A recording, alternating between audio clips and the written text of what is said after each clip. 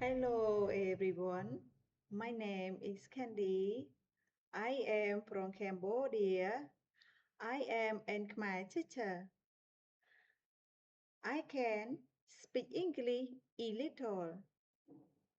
but our lesson will be in Khmer. ចាជំរាបសួរនាងខ្ញុំឈ្មោះ Candy ជាគ្រូបង្រៀនភាសាខ្មែរខ្ញុំអាចជួយអ្នកបានឲ្យនិយាយភាសាខ្មែរតាមបែបធម្មជាតិនិងស្គាល់ពីពាក្យប្រើប្រាស់ប្រចាំថ្ងៃដូច្នេះថ្នាក់រៀនរបស់ខ្ញុំផ្ដោតទៅលើការស្ដាប់និងការនិយាយដូចជាណែនាំខ្លួនឲ្យមិត្តភក្តិស្គាល់ជួបគ្នានៅតាមផ្លូវសាធារណៈឬក៏មានគម្រោងណាត់គ្នាទៅដើរលេងសម្រាប់ថ្ងៃកម្សាន្តដូច្នេះសូមរីករាយជាមួយនាងខ្ញុំ Candy និយាយភាសាខ្មែរដែលមានទំនុកចិត្តនិងច្បាស់លាស់